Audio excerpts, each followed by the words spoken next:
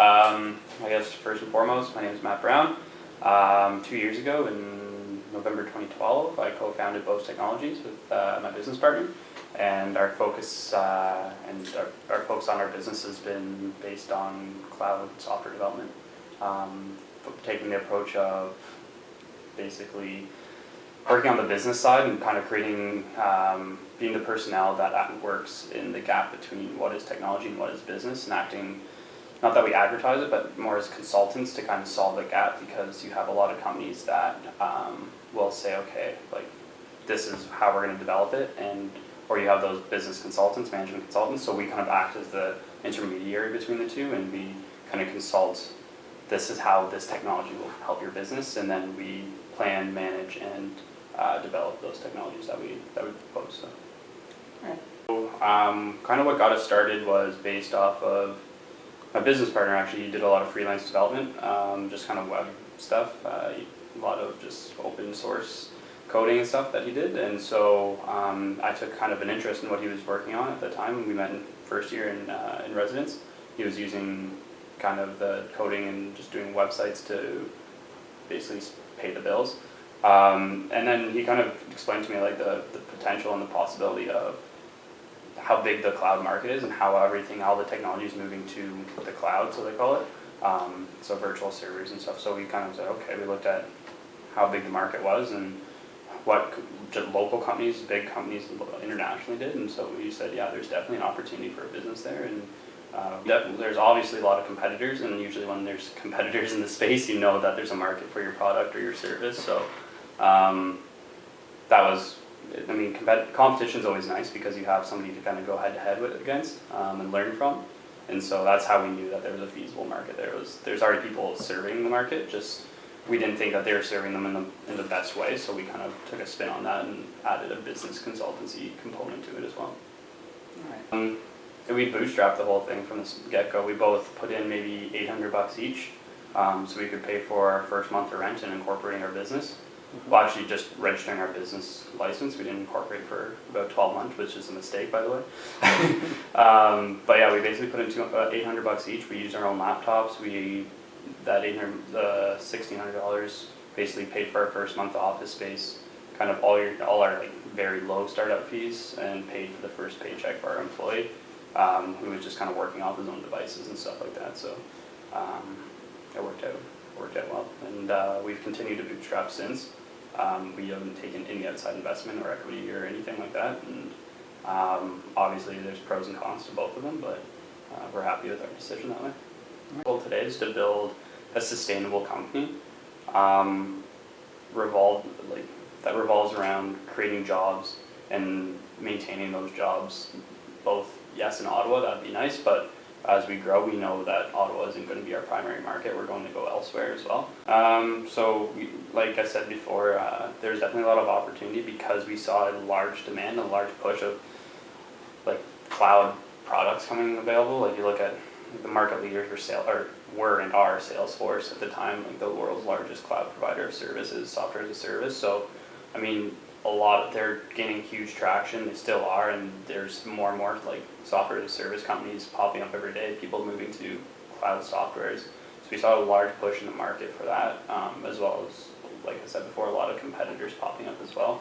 Definitely an opportunity here to like for a business and to survive. We look at it as kind of, we take our goals in threes. We want to get past the first 3 months, 12 months, and then kind of 3 years. We're on our way there now. So we can sustain past 3 years, I think we'll be good to go. But technical requirements, like there's a lot of research to be done. As a student entrepreneur, you're not really like, most likely if you're a student and you're starting a business, it's going to be the first business you start. And I mean, sure, I ran other businesses when I was younger. I was raking, like hired my friends to rake leaves for my neighbors.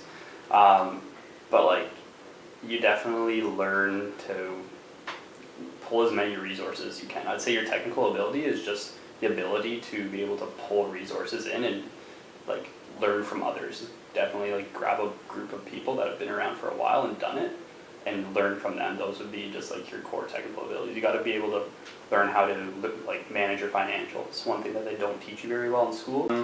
We're bridging between I guess we're bridging between what is the startup stage and what is the growth stage, and trying to get out of that and into more of a growth stage. So we're kind of right on the gap right now, I'd say. It's definitely more predictable. You know, you're able to predict what's coming up a lot. I wouldn't say all the time, but a lot of it, like in more. You're able to predict what's going to happen, and you're able to. Now that I'm more experienced, a lot of things have been more predictable. Like, okay, this person here, they haven't been answering their email, they haven't been returning their calls to me, they're likely not interested. Whereas before I was like, oh, maybe they'll give me a call back, and you're a little bit naive when you start off. But now now that I've been around for 2 years into it, like, you're definitely like, okay, you build a knowledge base. Things that, yeah, most valuable assets are always going to be people. The people that you surround yourself with, the people that you employ, people that you work with every day. Like my business partner is definitely my biggest asset, because I know when I'm at school or I'm not able to get to something, I know that he's got my back and that he's got things covered, and he knows the same about me. So like the biggest asset and the biggest, like the most valuable thing that you can have is surrounding yourself with a good pool of networked individuals, and whether they be your business partner, your employees, or just kind of people that you can turn to and ask a question. Somebody you can send an email to and say, hey, have you ever experienced this? How did you get around it? And they will pick up the phone and give you a call right back and say, hey, I'm not, like, I can talk right now, what's up, kind of thing. So yeah, that's a huge asset for myself. If I was to do things over again, I'm pretty happy with things that have gone so far. There's definitely, like, yeah, you look back at yourself and you're like, wow, that was really stupid, but like you just kind of live and learn. I mean, there's no perfect formula to starting a business as an entrepreneur. Like, I think you'd ask anybody, like most well-known business people, you'd ask them, say, you could ask them this question and say, yeah, obviously I'd redo something. The one thing that I would redo is, like, the first probably 8 months I tried to do everything on my own. And then you realize you can't do everything on your own. You're going to screw something up eventually. So I tried to do all the accounting on my own for the first year. And then I tried to file taxes, and well, that was a nightmare. So like, I wish I'd gone and gotten a bookkeeper earlier, or I wish I'd had somebody that knew, like, finances a little bit better. So I mean, there's no perfect formula, and you're always going to kind of say, wow, that was really dumb. But yeah, like, the one thing that I would do again is to kind of bring more people on a little bit earlier, to kind of divert some of some of the tasks that you kind of have to take the burden on, which you're not fully comfortable with. Yeah. I would say, I mean, just give it a shot. Like, there's nothing you're gonna really lose, especially if you're young and a student. There's tons of support for you all around you. People love student entrepreneurs. Like, people that are in school and starting a business, that's like the best case scenario they can be in. So many people have wanted just to talk to me because I'm like the youngest person at a networking event, or they're like, oh, you're still in school? Like, yeah, let's grab a coffee, let's chat about what you're doing. So everybody's always there to lend a helping hand, and it's kind of being able to open yourself up and just kind of take the risk.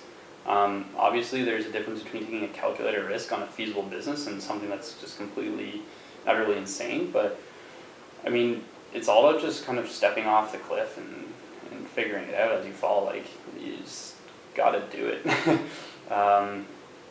And surround yourself with good people that are able to help you the whole way through. But make sure, like, make sure you got a supportive, like, family network around you that supports what you're doing. Make sure you have good advisors, good mentors, people that you have been there and done that. As well as just, even in the workplace, find a good business partner if you want to go the partnership route. And make sure you protect yourself early from anything legally, because a lot of businesses kill themselves that way. Is they'll build something really cool, but it might be against some legal regulations. I don't know, there's a lot of things that are just really minute details, but it's about just kind of taking that step forward and then figuring out all those details later is what I would say is really important. Yeah.